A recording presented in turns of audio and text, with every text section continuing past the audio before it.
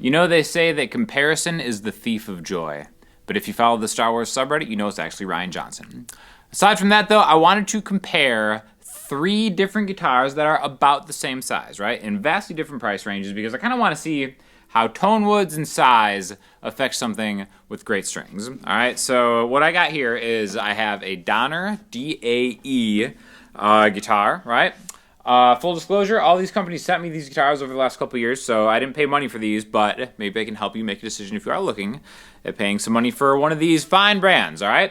I like all these guitars. This one is $100, okay? $99. Also comes with an electric pickup. We're not going to worry about the pickup, but I like this because it's just, for $100, it's been awesome.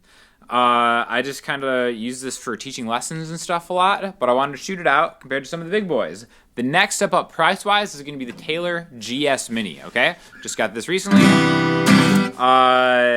Again, great. All of these have the same strings on it. This video is sponsored by Elixir Strings, so really, they're the best strings on earth. They last forever. These are all going to be 12s of the NanoWeb Phosphor Bronze, okay? So definitely check out the affiliate link in the description if you want to get some nice sounding strings, because I think all of these are probably going to end up sounding pretty nice because of the strings, but all of them are fresh strings, so we're going to hear exactly what the differences are. So we got the Donner for 100, we got the GS Mini, I think that's 600, 700. I'll have the real prices on the screen, so I might sound like an idiot. And then now this one is a little bit bigger. This is a Gibson LOO, much more expensive, okay? This one is $1849, all right? Now, again, if you look at the size comparison between these two, you'll see this one has like a little bit of a bigger lower body thing, but the GS Mini and the Donner, honestly, these look almost exactly the same size. The only difference being the cut of the GS Mini has a little bit of like a rounded thing on the back there, right? But yeah, I'm excited to see what each of these sound like. So I'm going to play through, and I'm going to cut in and out of each of them, and then I will be back to tell you my honest opinions on all of these and see if they kind of match with the vibe that you're seeing out there as an audience member. So let's hear it, and then I'll be back in a second to tell you what I think. All right, so I'm going to be micing them all up, just mono with a Neumann KM 184. No effects, just clean. I'll try to volume match them as much as I can, but if there is a difference after I do this, I will let you know after the playthrough. Let's see what it sounds like.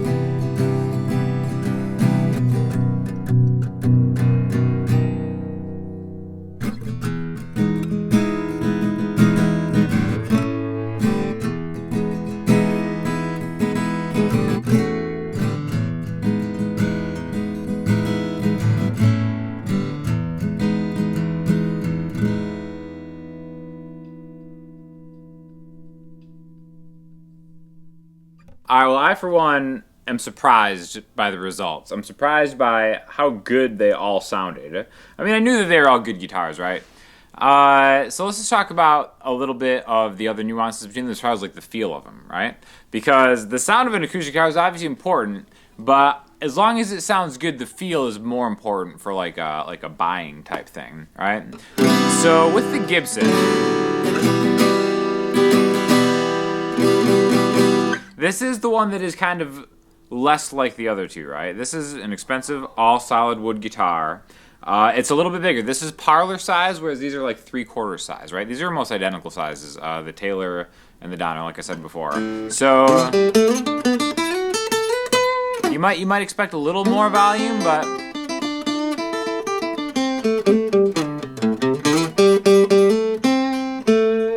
like honestly, the volume actually seemed pretty close to me.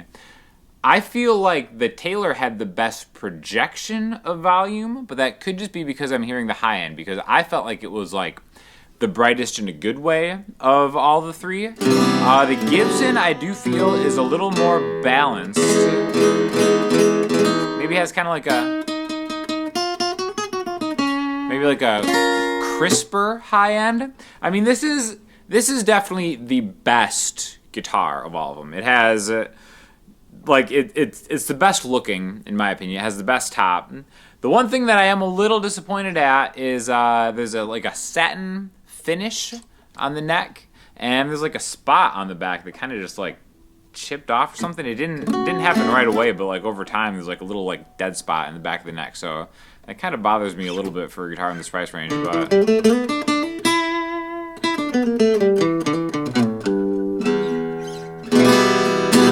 really awesome sounding guitar, right?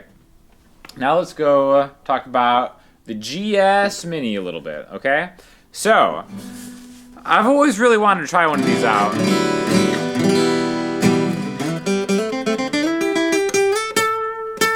I think this is, like I said, it's got that real like tight Taylor sound. It is very representative of the brand as a whole in a very good way. The one thing I'm disappointed about this is I feel like the top has not been sanded to my liking. Like my shirt kind of rubs it like rough on it, which is kind of interesting. But it also comes with a gig bag, really nice gig bag actually. The Gibson comes in a hard shell case. The Donner does not come with anything except for some accessories, right? But I was really impressed with the quality of the tuners on the Taylor. I feel like the tuners are as good on the Taylor as they are on the Gibson. So yeah, hardware really holds up well. This one feels super solid, even though it's lighter. Something about the neck just feels the most solid, right? But yeah, there's that bright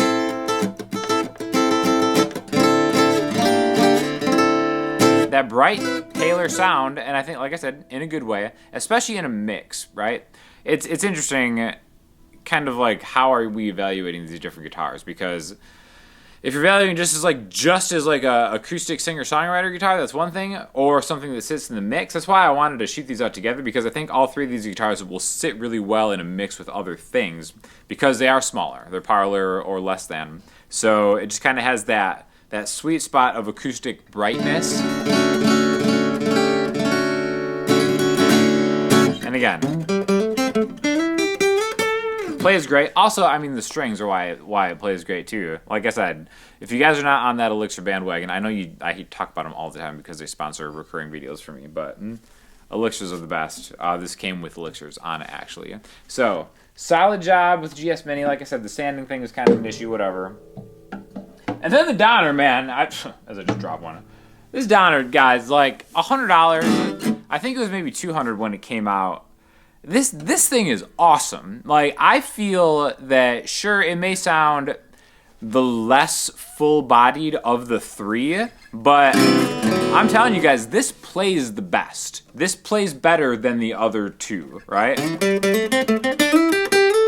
Again,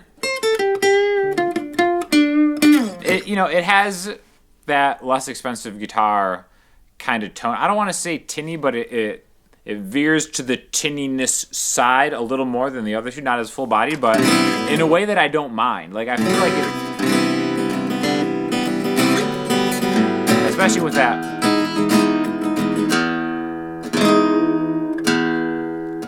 You still get a good amount of depth from it. For like $100, this thing is awesome. Like I can't get over. Like everybody needs one of these for $100. I can't believe it. Now again, this is mahogany, just like the GS Mini. I'm assuming this is all laminate, not solid wood mahogany, right? That would make sense. The GS Mini has, I believe, a solid top, mahogany back and sides, I think. I'll link you to the specs for each of these guitars if you're interested. And then the Gibson is solid wood all the way around, right? But the one big weakness for this is the tuners. The tuners do kind of feel cheaper, like cheaper tuners, which makes sense. You know what I mean? The components are going to be the exact same ones. But that being said, it has held its tune very well. It's just like there's something about like the cheaper guitars that like you feel like you're guessing a little more because the tuners just aren't like as precision as some of like the high end tuners go, right? Other than that, it's just pretty awesome. Now, what you might find is the quality control between models at this price point could be drastically different. All right, like I said, Donner sent me this a year ago, 2 years ago, or whatever. I think I'm even on their website playing this guitar. So I have no way of knowing if I got a separate guitar than like anybody just buying it off the street would have gotten, right? Some people have brought that up, like, well, they're not going to send you a guitar that's not set up right. I have been sent guitars from overseas manufacturers before that, like, the frets are, like, pointy, and they kind of, like, stick out a little bit. That is not the case. The fretwork on this is awesome. I can't guarantee that it will be for everything across the line. Again, the only thing that I've found is the QC is kind of hit or miss on a lot of the less expensive overseas guitars. But I mean, this one's awesome. They're all awesome. I just kind of wanted to do a video to shoot them up because they're around the same size. Like I said, I wanted to hear how they sounded shooting out against each other. Electronics, like I said, this has electronics. This has electronics. Taylor does not. Taylor Gig Bag is cool. The Donner stuff does come with like cool accessories that are actually very helpful. Right? But yeah, let me know what you guys think in the comments because I'm pretty blown away by how they all sounded different, but like better is just kind of contextual, right? And they all feel good. They all feel play good. And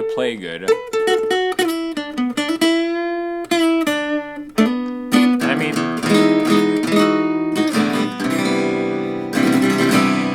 and I've been playing these, and they're all still in tune, which is good on all of them.